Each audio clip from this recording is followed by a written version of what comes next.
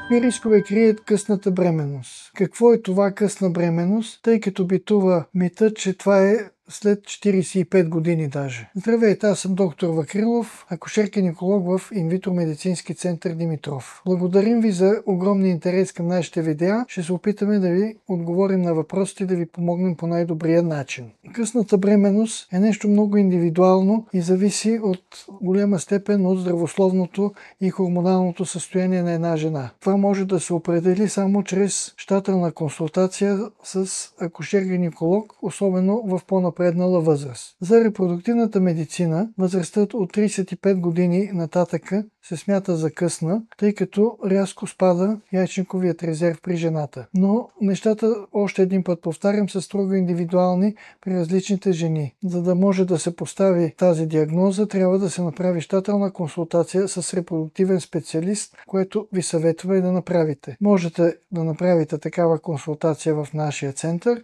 като запишете час чрез нашия уебсайт или по телефона. Освен това, ви напомняме, че всяка последна неделя в месеца извършваме безплатни консултации и безплатни прегледи. Заповядайте!